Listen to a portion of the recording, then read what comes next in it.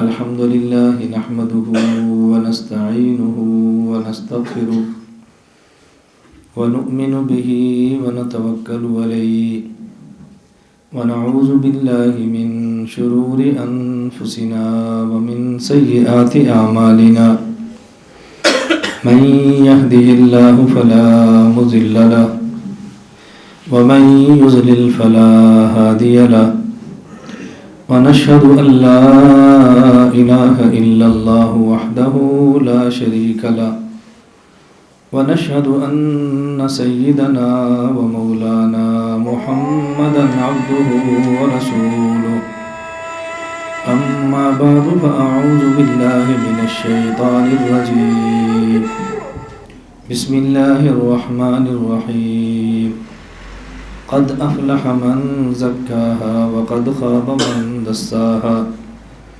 عن أبي هريرة وأبي سعيد رضي الله عنهما أنهما شهدا على رسول الله صلى الله عليه وسلم أنه قال لا يقعد قوم يذكرون الله إلا حفتهم الملائكة وغشيتهم الرحمة ونزلت عليهم السكينة وذكرهم الله في من عنده اللهم صل على محمد وعلى آل محمد كما صليت على إبراهيم وعلى آل إبراهيم إنك حميد مجيد اللهم بارك على محمد وعلى آل محمد كما باركت على إبراهيم وعلى آل إبراهيم إنك حميد مجيد۔ اللہ رب العزت نے قرآن کریم میں مختلف مضامین کو مختلف انداز میں سمجھایا ہے، اور خوش قسمت وہ لوگ ہیں جو ان مضامین کو سمجھیں اور اس کے مطابق اپنی زندگی بنانے کی کوشش کریں۔ میں نے جو 2 آیتیں تلاوت کی ہیں، ان 2 آیتوں میں اللہ رب العزت نے 2 قسم کے افراد کا ذکر کیا ہے۔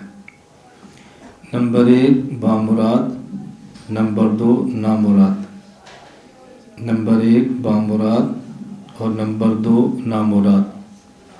ایک طبقہ وہ ہے جو مراد کو پہنچا ہے، دنیا اور آخرت کی خوشیاں، اور ایک طبقہ وہ ہے جو نامراد ہے، نہ دنیا کی خوشی لے سکا نہ آخرت کی خوشی لے سکا۔ دنیا میں ظاہری خوشی کا مل جانا یہ کوئی خوشی نہیں ہے، اصل خوشی انسان کے دل کی خوشی ہے، اللہ اور اللہ کے رسول صلی اللہ علیہ وسلم کی رضامندی والی خوشی ہے۔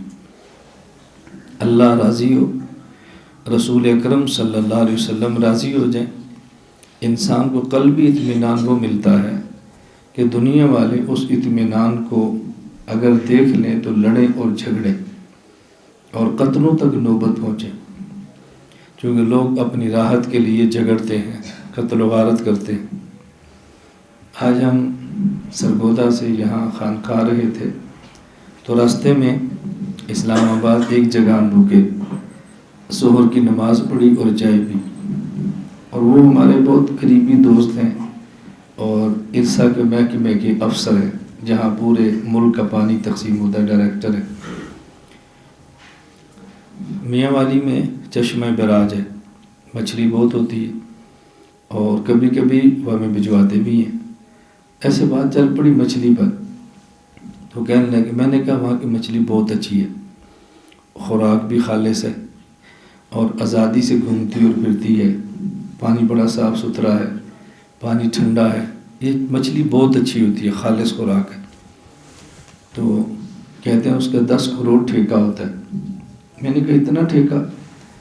تو کہنے لگے کہ ایک رات میں وہاں پر تھا تو ٹھیکیدار ایک رات میں مچھلیاں لایا اور جو فروخت کی وہ 80 لاکھ کی تھی۔ یہ تو سال بھر کا 10 کروڑ کا ٹھیکہ ہے۔ تو مجھے کہنے لگے وہاں ٹھیکوں پر لوگ قتل ہوتے ہیں کہ یہ میرا ٹھیکہ ہے، اس کا ٹھیکہ ہے۔ میں نے کہا ٹھیکے پر کیوں قتل ہوتے ہیں؟ پھر انہوں نے بتایا کہ جب ایک رات 80 لاکھ کی مچھلی بکے تو لوگ تو مریں گے۔ میں یہ بات اس لیے سمجھا رہا ہوں کہ کہ جب اتنے پیسوں پر لوگ مرتے ہیں، منشا کیا ہوتی ہے؟ پیسہ ہوگا تو راحت ہوگی، پیسہ ہوگا آرام ہوگی، پیسہ ہوگا خوشیاں ہوگی، حالانکہ اس پیسے سے راحت بھی نہیں ملتی، آرام بھی نہیں ملتا، خوشی بھی نہیں ملتی۔ تو اللہ اور اللہ کے رسول کو راضی کرنے سے جو خوشی ملتی ہے، اگر لوگوں کے بس میں ہو تو قتل و غارت کر کے اس خوشی کو لے، لیکن اللہ فرماتے ہیں فَلَا تَعْلَمُ نَفْسٌ مَا أُخْفِيَ لَهُم مِّن قُرَّةِ أَعْيُنٍ، اللہ دل کی خوشی ایسے چھپا دیتے ہیں کہ دوسرا اس کو دیکھ بھی نہیں سکتا۔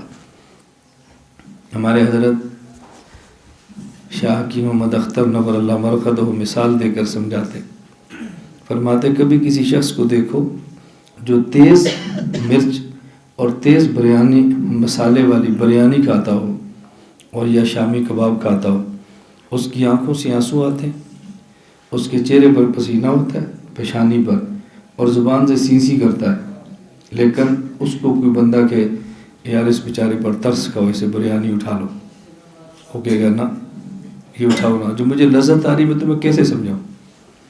ایسا فرماتے بریانی کا شوقین تیز مسالے والی بریانی کھا کے سی بھی کرتا ہے، اس کے دل کی لذت وہ جانتا ہے۔ اہل اللہ اللہ کے نام پر مشقت اٹھاتے ہیں، لوگ سمجھتے ہیں مصیبت کے اندر مبتلا ہیں، اور دل کی خوشیاں پھر وہی جانتے ہیں۔ اللہ ان کو کتنی خوشیاں عطا فرماتے ہیں۔ تو دنیا میں ایک طبقہ وہ ہے جو بامراد ہے، اور ایک طبقہ وہ ہے جو نامراد ہے، اور اللہ رب العزت نے یہ مضمون سمجھانے کے لیے کہ بامراد اور نامراد کون ہے 7 قسمیں اٹھائی، اور قرآن کریم میں کسی اور مضمون کو سمجھانے کے لیے اتنی قسمیں اللہ رب العزت نے کہیں نہیں اٹھائی۔ 7 قسمیں اٹھائی ہیں کہ بامراد اور نامراد کون ہے۔ اللہ رب العزت کو بات فرمائیں اور قسم نہ اٹھائیں تو بات پھر بھی فرما سکتے ہیں، لیکن 1 2 نہیں 7 قسمیں اٹھا کر بات سمجھائیں تو بتائیں بات کتنی اہم ہوگی۔ دنیا میں کوئی شخص مسلمان ہو یا کافر، نیک ہو یا برا، آپ اس سے یہ پوچھو کہ تو دنیا میں بامراد بننا چاہتا ہے یا نامراد، وہ کیا جواب دے گا؟ نہیں کہے گا جی میں بامراد بننا چاہتا ہوں۔ کوئی شخص بھی نہیں کہتا کہ میں نامراد بنوں، ہر شخص چاہتا ہے بامراد بنوں۔ اب بامراد کیسے بنے گا؟ ایک اس کا حل وہ جو ہم پیش کریں، اور ایک اس کا حل وہ جو مراد کو پیدا کرنے والا اللہ پیش کرے۔ ہم نے فیصلہ کرنا ہے کہ ہم نے حل کون سا لینا ہے، اپنا یا اللہ جل جلالہ اور عما نوالہ کا۔ 7 قسمیں اٹھائیں۔ میں مختصر انداز میں قسمیں سمجھاتا ہوں۔ فرمایا والشمس وضحاها والقمر اذا تلاها والنہار اذا جلاها واللیل اذا یغشاها والسماء وما بناها والارض وما طحاها ونفس وما سواها۔ 7 قسمیں اٹھائیں۔ نمبر 1 والشمس وضحاها، قسم ہے سورج اور اس کی روشنی کی۔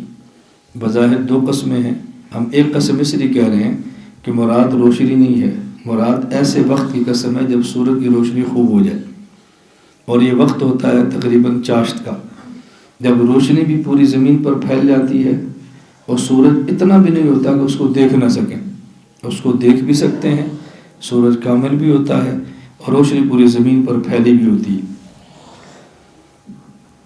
والشمس وضحاها والقمر اذا تلاها، اور قسم ہے چاند کی جب وہ سورج کے بعد آئے۔ یہ کون سا وقت ہوتا ہے؟ جب مہینے کا درمیانے دن ہو، 13 14 15 درمیانے دن، اس میں سورج غروب ہوتا ہے تو ساتھ ہی چاند طلوع ہو جاتا ہے۔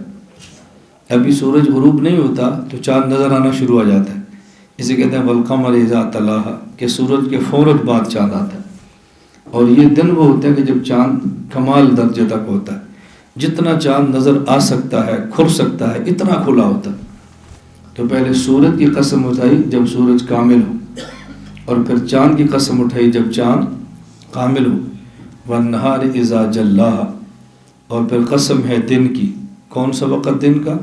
جب دن اس سورج کی روشنی کو پھیلائے، سورج کو خوب روشن کرے، یعنی ایسا دن کا وقت کہ جس میں سورج خوب روشن ہو جائے۔ والنہار اذا جلاها واللیل اذا یغشاها، اور پھر قسم ہے رات کی۔ کب؟ جب رات اس دنیا کو ڈھانپ لے، سورج کی روشنی کو ڈھانپ لے اور رات چھا جائے۔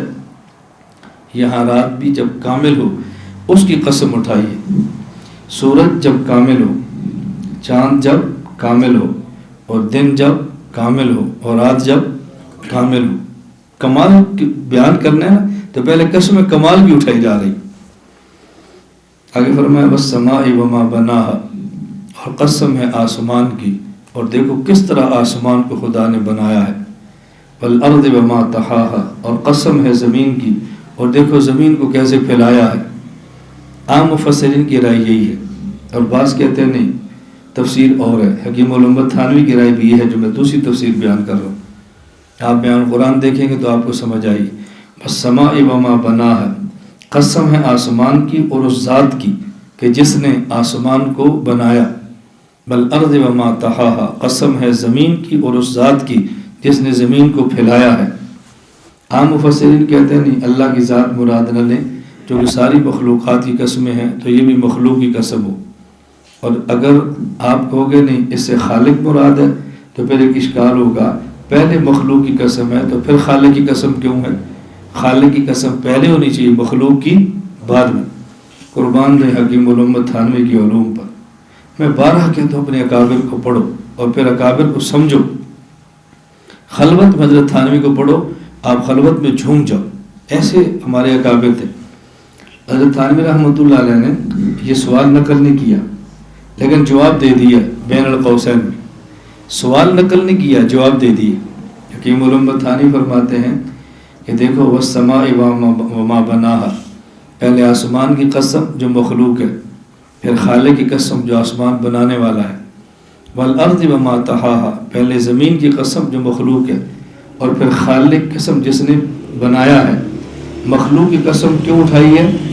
اب حضرت تھانوی فرماتے ہیں کہ یہ دلیل سے مدلول کی طرف ذہن کو منتقل کرنا ہے۔ خالق کے وجود کو بیان کرنے کے لیے پہلے بطور دلیل کے مخلوق کو پیش کیا ہے، اور دلیل سے مدلول کی طرف جانا حضرت تھانوی فرماتے ہیں کہ بلاغت کا تقاضا ہے۔ اب آپ کو مزہ تب ہے جب آپ بلاغت سمجھتے ہو، ہمیں بھی مزہ تب آئے جب علم سے تعلق ہو نا، مس ہو۔ حضرت تھانوی نے کے ساتھ جواب دے دی وَنَفْسٍ وَمَا سَوَّاهَا، اور قسم ہے انسان اور انسان کو بنانے کی، یا قسم ہے انسان اور اس ذات کی جس نے انسان کو بنایا ہے۔ تو اللہ نے کتنی قسمیں اٹھائیں؟ 7۔ نمبر 1 وَالشَّمْسِ وَضُحَاهَا، قسم ہے سورج اور اس کی روشنی کی، وَالْقَمَرِ إِذَا تَلَاهَا، اور چاند کی جب سورج کے بعد آئے، وَالنَّهَارِ إِذَا جَلَّاهَا، اور سورج اور دن کی جب اس کو روشن کرے، وَاللَّيْلِ إِذَا يَغْشَاهَا، اور رات کی جب وہ چھا جائے، ڈھانپ لے، وَالسَّمَاءِ وَمَا بَنَاهَا، قسم ہے آسمان کی اور کیسے اس کو بنایا ہے، وَالْأَرْضِ وَمَا طَحَاهَا، قسم ہے زمین کی اور کیسے اس کو پھیلایا، وَنَفْسٍ وَمَا سَوَّاهَا، اور قسم ہے انسان کی اور کیسے انسان کو برابر سرابر کیا ہے۔ یہ کیسے میں سمجھانے کے لیے کہہ رہا ہوں، یہ 7 قسمیں اٹھانے کے بعد فرمایا قد افلح من زکاها وقد خاب، یہ قسمیں اٹھانے کے بعد مضمون فرمایا، وَنَفْسٍ وَمَا سَوَّاهَا، یہ بات بتا دی۔ آگے درمیان میں ایک جملہ فرمایا فَأَلْهَمَهَا فُجُورَهَا وَتَقْوَاهَا، نفس کو بنایا ہے، انسان کو بنایا ہے، اور انسان کو 2 چیزیں اللہ رب العزت نے سمجھائی ہیں، ایک میں واسطہ فرشتہ ہے اور ایک میں واسطہ شیطان ہے۔ فَأَلْهَمَهَا فُجُورَهَا وَتَقْوَاهَا، فجور کہتے ہیں بد کرداری کو، اور تقوی کہتے ہیں اچھے کردار کو، نیک کردار کو۔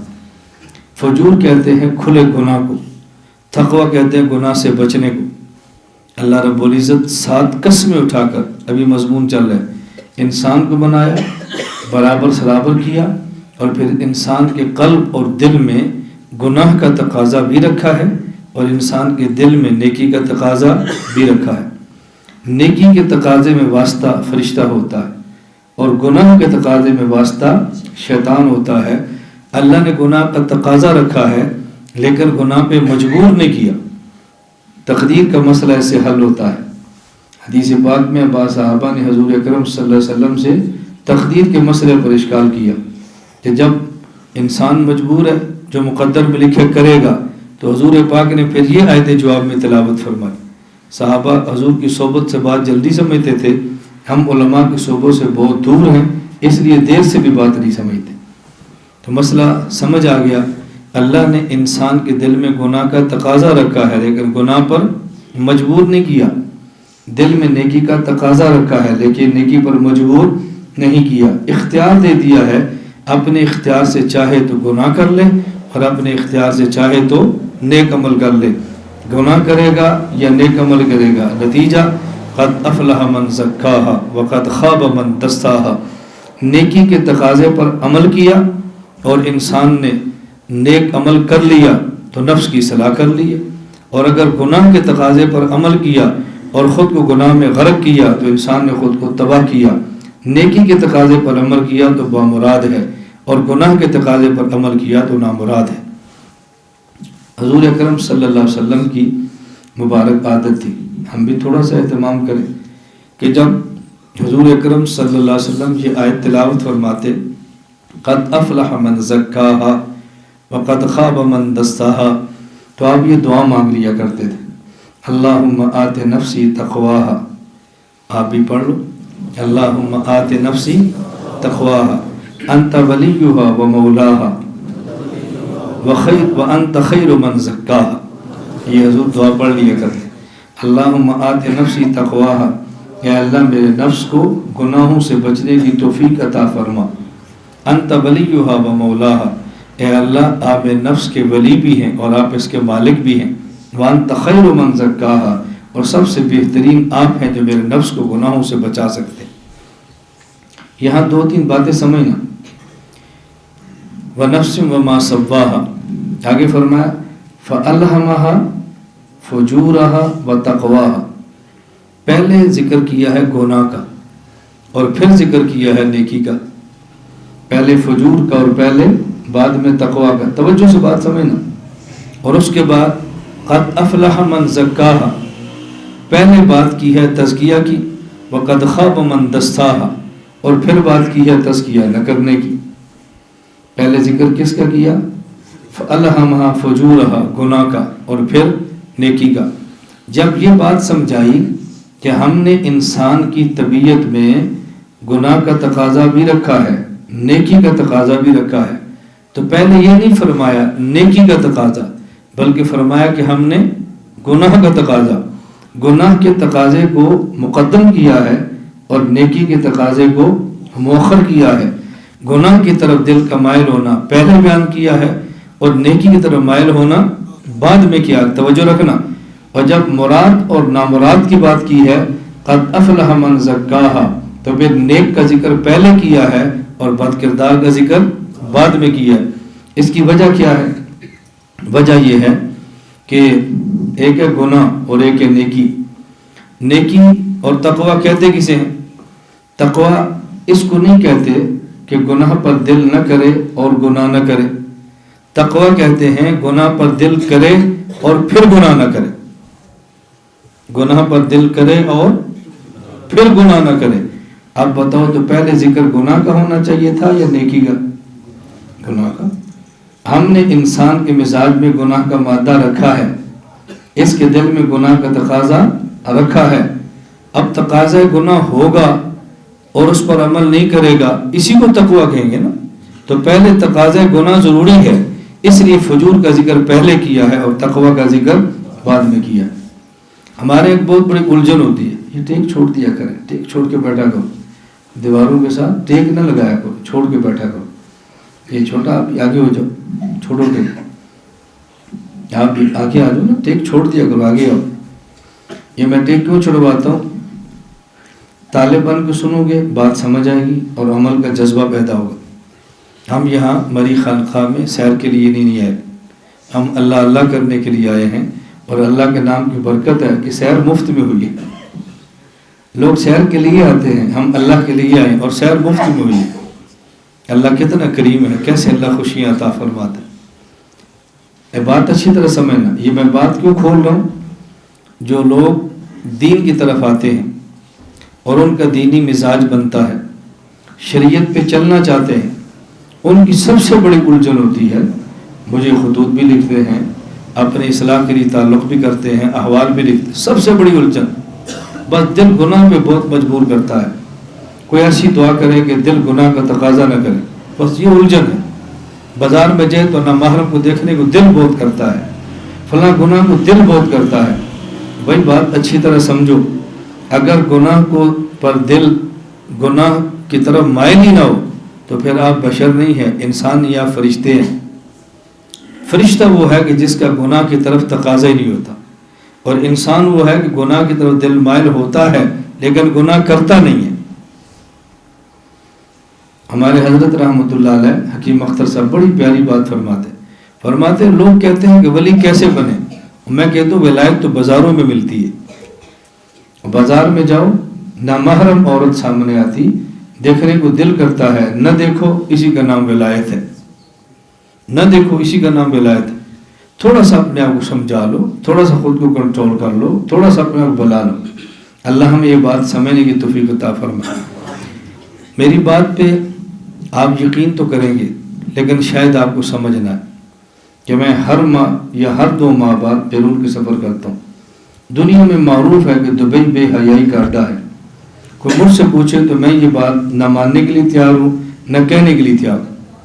ہم ایئرپورٹ سے اترتے ہیں، اپنی گاڑی بیٹھتے ہیں اور گھر جاتے ہیں، اور میں دبئی گھر سے باہر نہیں نکلتا۔ جہاں ضرورت ہوتی ہے نکلتے ہیں، پھر واپس آتے ہیں۔ لوگ سمندر سیر کے لیے جاتے ہیں، میں بھی جاتا ہوں۔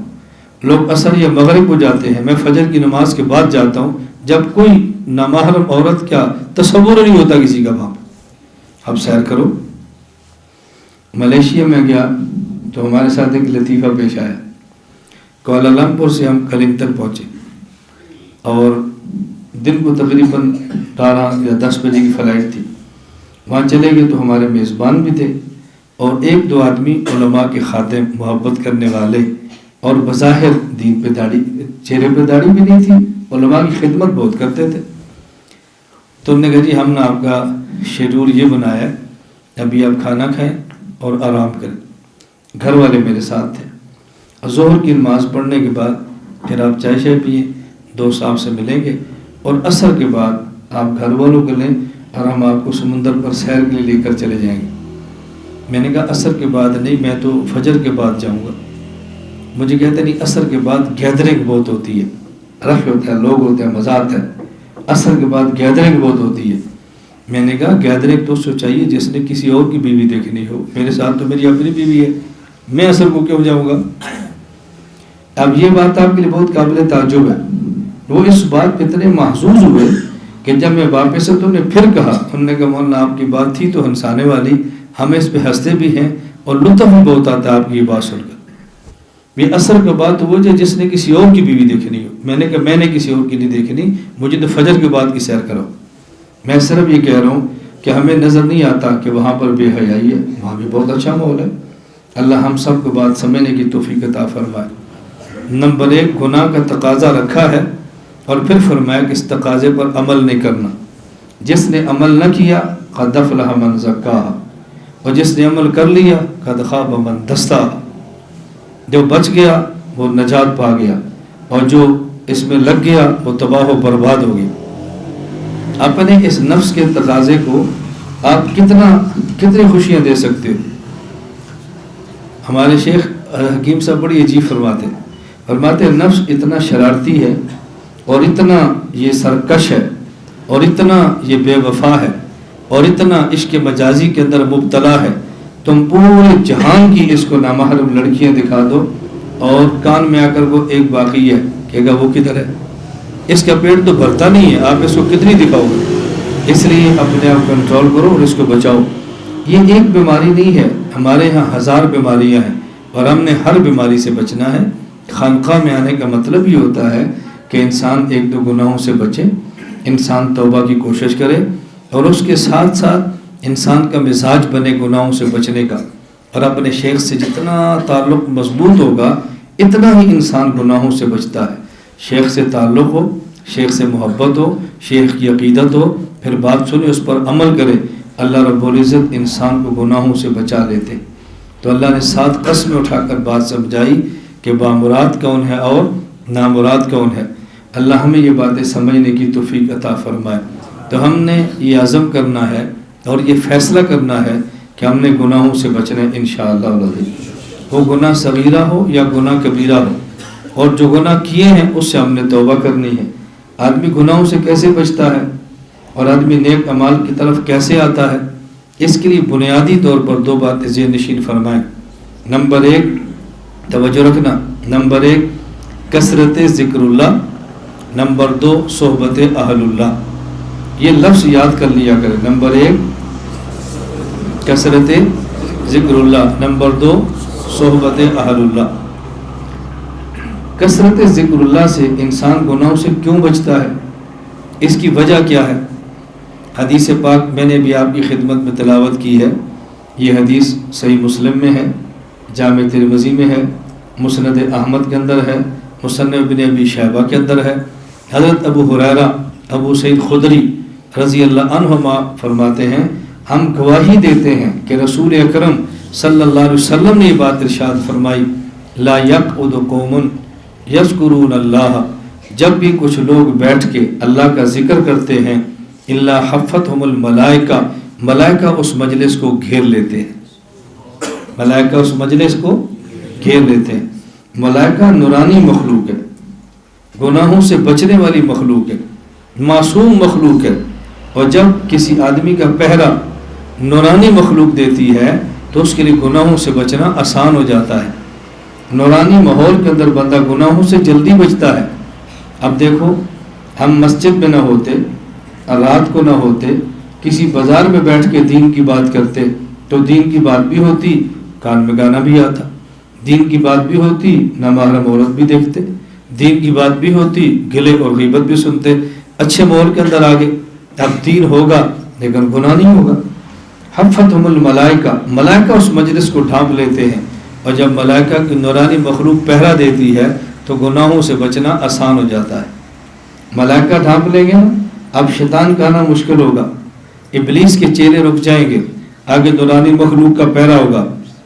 اس پر آپ کے ذہن میں ایک سوال آئے گا کہ جب ملائکہ کا پہرا ہے، ملائکہ اس مجلس کو ڈھانپ لیتے ہیں، اس کے باوجود بھی ہم دیکھتے ہیں کہ اس ماحول کے اندر بھی بعض لوگ گناہوں سے باز نہیں آتے، تو پھر گناہ کیسے کرتے؟ میں نے اس لیے ایک جملہ عرض کیا کہ پھر گناہوں سے بچنا آسان ہو جاتا ہے، گناہ کرنے مشکل ہو جاتے ہیں۔ کیوں؟ انسان گناہ کرتا ہے دو وجہ سے، نمبر ایک شیطان کے بہکانے پر، نمبر دو طبیعت کی مسلسل عادت پر۔ ایک گناہ کر کر کے طبیعت عادی بن جاتی ہے۔ اللہ میری بھی حفاظت فرمائے، اللہ آپ کی بھی حفاظت فرمائے۔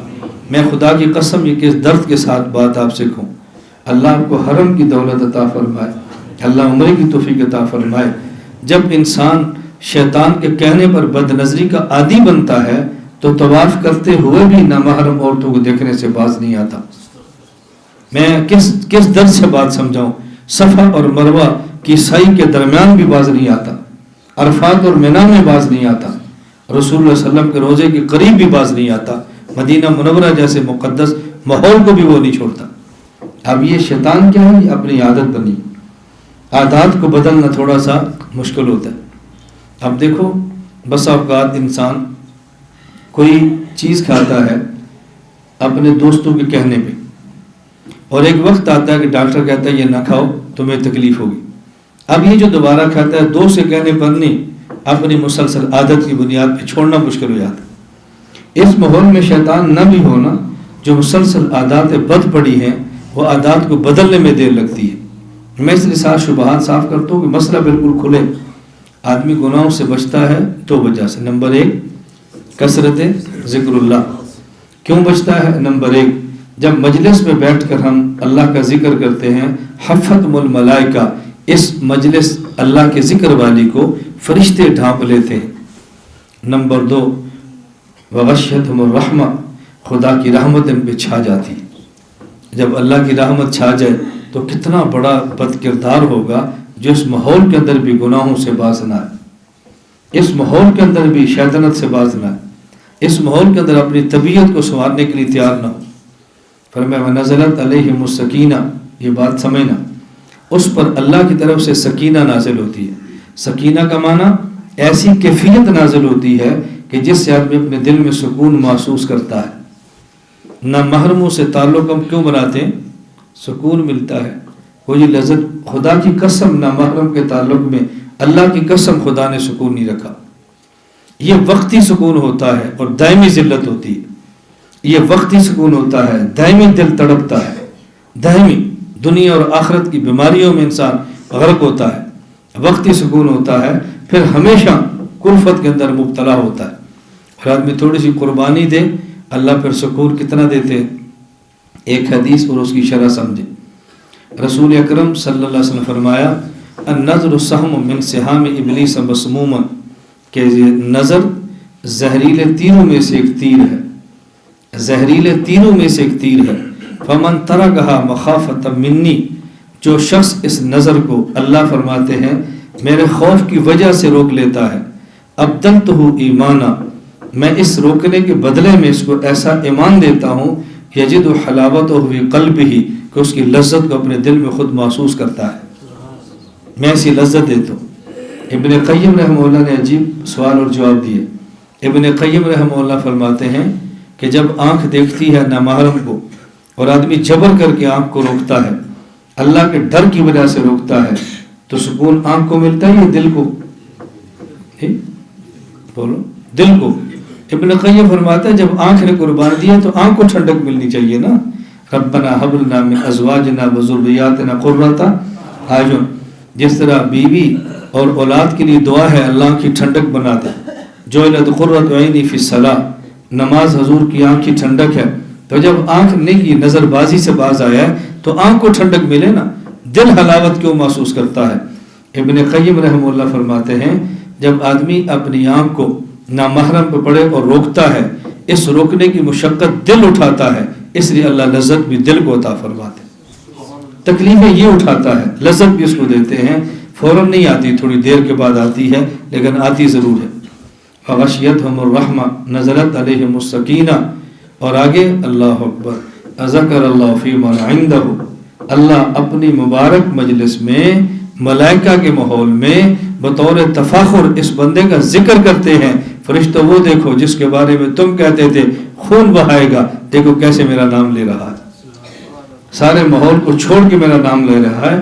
آپ تھوڑا سا تصور کرو، آپ گھر سے آئے ہو، سفر کیا، کسی نے 4 گھنٹے، کسی نے 8 گھنٹے، کسی نے 10 گھنٹے، اتنا لمبا سفر کر کے لوگ اس علاقے میں آتے ہیں سیر کرنے کے لیے، پہاڑیاں دیکھنے کے لیے، درخت دیکھنے کے لیے، برف دیکھنے کے لیے، ٹھنڈی آب و ہوا دیکھنے کے لیے، اور ہم نے اتنا سفر کیا، خدا کی قسم اٹھا کر میں اپنی بات کرتا ہوں، ہم نے سفر صرف اور صرف کیا ہے اللہ کا نام سننے کے لیے، اللہ کا نام لینے کے لیے اور اللہ اللہ کرنے کے لیے۔ ہم نے کہا کہ اپنے دوست احباب ایسے ماحول میں آئیں، کل قیامت کا دن ہوگا، یہ پہاڑیاں گواہ دے گی اللہ انہوں نے اللہ اللہ ہمارے پاس کیا تھا، یہ درخت گواہ دیں گے ہمارے پاس اللہ اللہ کیا تھا۔ قیامت کے دن بتاؤ، ایک بندہ اٹھے گا، مری کی پہاڑیاں گواہی دیں یہ یہاں پر گناہ کرتا تھا، اور یہی پہاڑی اٹھ کر آپ جا کے میں گواہی دیں اللہ ہمارے اوپر تیرا نام لیتا تھا، اس وقت احساس ہوگا یہاں پر نام لینے کا مزہ کتنا ہے۔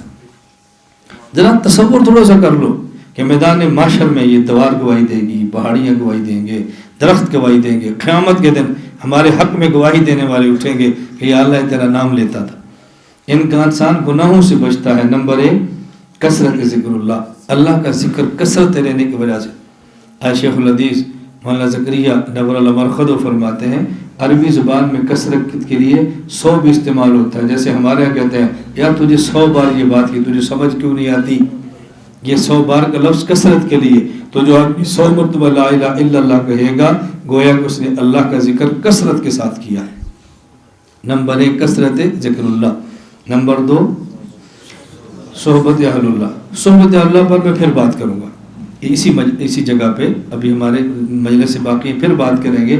فی الحال پر کثرت ذکر اللہ ذہن میں رکھ لیں، اللہ تعالیٰ اس ذکر کی برکت سے آدمی کو گناہوں سے بچا لیتا ہے۔ اللہ جب اپنی محبت عطا فرماتے ہیں تو غیر کی محبت دل سے نکل جاتی ہے، ایک جگہ پر 2 محبتیں پھر جمع نہیں ہوتی۔ بس اپنے دل کو خالی اللہ کی محبت کے لیے کریں، اللہ اغیار کی محبت کو دل سے فارغ کر دیں، اور ہم انشاءاللہ بس نیت کر کے اللہ کے ذکر پر توجہ دیں۔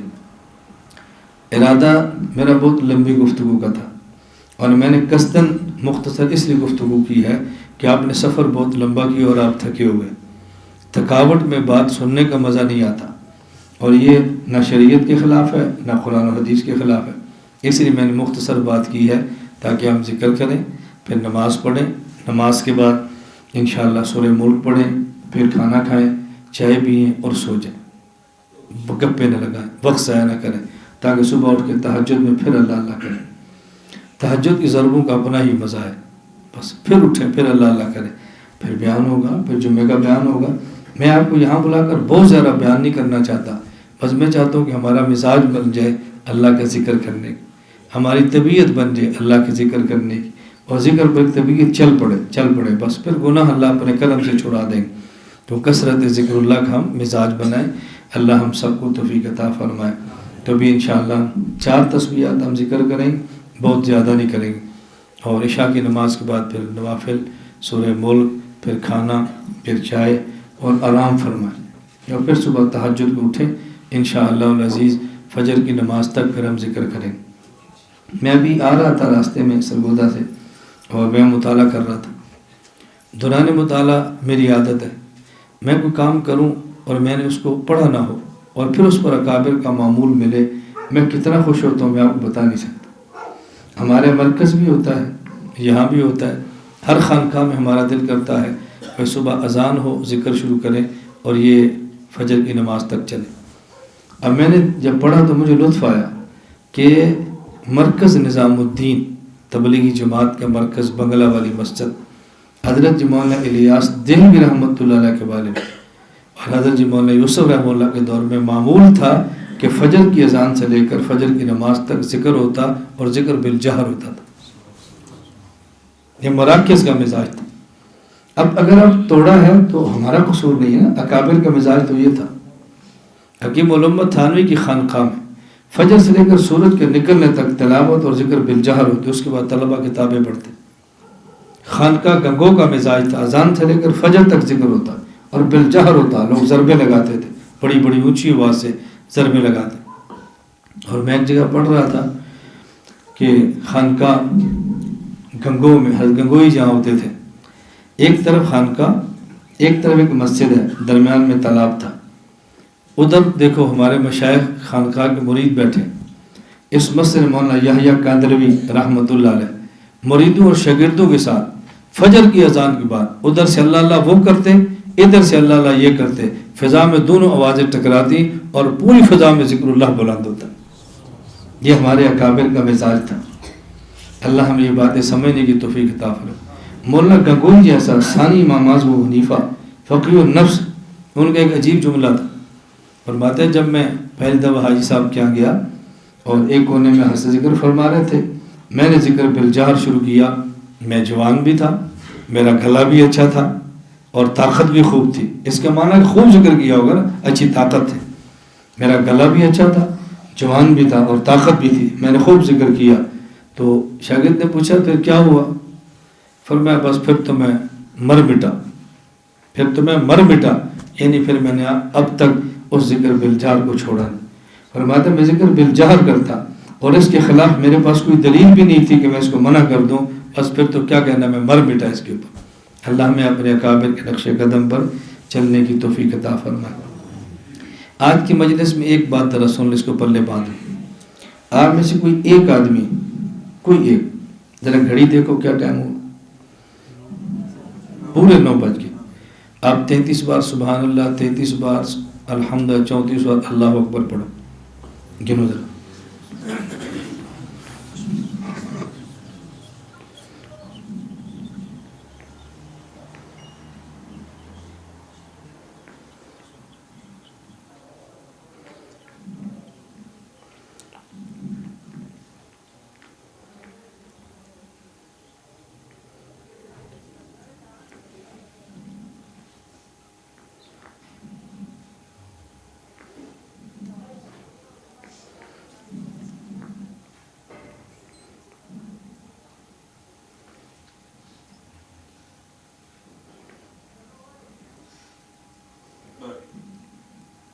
کتنے سیکنڈ ہوئے؟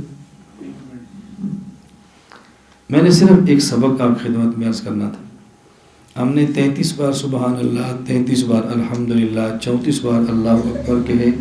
یہ تسبیحات فاطمہ جو 5 نمازوں کے بعد اور سونے سے پہلے 1 مرتبہ.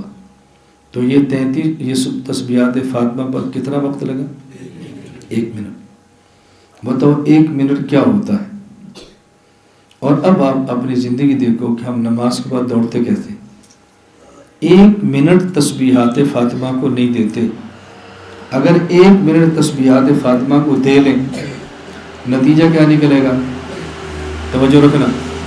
جو شخص فجر، ظہر، عصر، مغرب، عشاء 5 اور رات سونے سے قبل تسبیحات فاطمہ پڑھے، یہ بنتی ہیں 600. 6 تسبیحات 600 کو 10 سے ضرب لگائیں. من جاء بالحسنہ فلو عشر امثالہا، تو نیکیاں بنے گی 6000. ایمان کے ساتھ بتاؤ کوئی ایسا مسلمان ہوگا جو دن میں 6000 گناہ کرتا ہو؟ 6000 گناہ کون کرتا ہے؟ ایک منٹ 5 نمازوں کے بعد اور 1 منٹ سونے سے پہلے 6 منٹ دے دیں تو روزانہ 6000 نیکیاں کما سکتے ہیں. گناہ 6000 نہیں ہیں، نیکیاں 6000 ہیں. فَأَمَّا مَنْ ثَقُلَتْ مَوَازِينُهُ فَهُوَ فِي عِيشَةٍ رَاضِيَةٍ. قیامت کے دن نیک کا مال زیادہ اور گناہ کم ہے، اللہ جنت کا فیصلہ فرما دے. تو ہر آدمی اہتمام کر لو کہ ہم انشاءاللہ ہر نماز کے بعد اور سونے سے قبل تسبیحات فاطمہ ضرور پڑھیں گے انشاءاللہ. نیت کرتے ہیں انشاءاللہ. بس یاد سے شروع کرو، عشاء کے بعد بھی اور سونے سے قبل بھی تسبیحات فاطمہ پڑھنے کا اہتمام کرو. یہ میں نے اخروی فائدہ بتایا. آپ جب دنیاوی فائدہ دیکھیں، حضرت فاطمہ تو زہرا گئی رضی اللہ تعالیٰ عنہ حضور اکرم صلی اللہ علیہ وسلم کی خدمت میں کہ ابو جان آپ کے پاس غلام اور لوڈیاں آئی ہیں، میں گھر کے کام کرتی تھک جاتی ہوں، مجھے آپ کو باندھی دے دیں، ہمارے گھر کا کام کر لیں. تو آپ نے فرمایا فاطمہ تجھے سے بہتر چیز نہ دوں؟ کہ ابا جی دے دیں. فرمایا تم باندھی نہ لو، یہ تسبیحات پڑھ لیا کرو، ایک باندھی سے بہتر ہے. ہم اس کا مفہوم کیا سمجھتے ہیں کہ حضرت فاطمہ گئی تھی باندھی کے لیے اور حضور نے دنیا کی بجائے آخرت کو ترجیح دی اور فاطمہ کی آخرت کی فکر کی ہے. حضرت فاطمہ باندھی لینے کے لیے گئی تھی. حضرت فاطمہ کی دنیا کے کام کرے، جسم کو راحت ملے، کچھ سکون ملے، تھکاوٹ کم ہو، یا اس لیے گئی تھی کہ باندھی اللہ اللہ کرے اور میرے آخرت کے درجات بلند ہو؟ کیوں گئی؟ دنیا کے لیے. اب اس کا معنی یہ ہے ایک کام حضرت فاطمہ کا باندھی نے کرنا تھا جس سے جسم کی تھکاوٹ کم ہوتی اور جسم کو سکون ملتا اور راحت ملی. اللہ کے پیغمبر نے باندھی کے بدلے میں تسبیحات دی ہے. اس کا مطلب یہ ہے اگر کوئی آدمی اس عزم اور یقین اور اعتماد کے ساتھ ان تسبیحات کو 5 نماز کے بعد اور سونے سے قبل پڑھے تو جو کام کرنے کی تھکاوٹ ہوتی ہے اور اس کے بدلے میں انرجی اور طاقت چاہیے، اللہ اس تسبیحات کی برکت سے بدن کو طاقت دے دیتے. یہ تو بات بڑے آرام سے سمجھ آتی. آپ کر کے دیکھو. میں تو اپنے تجربے کی بات کرتا ہوں، سنی بات نہیں کرتا، مسموعات نہیں بتاتا، مشاہدہ نہیں بتاتا، اپنا تجربہ بتاتا ہوں. ہم نے تو کر کے دیکھا ہے، آپ بھی کر کے دیکھو. یہ وہ سمجھتے ہیں جو میری مشقت کی زندگی سمجھتے ہیں. ہماری گاڑی چلتی ہے، ہمارے ساتھ لڑکے ہوتے ہیں، پوچھیں ان سے.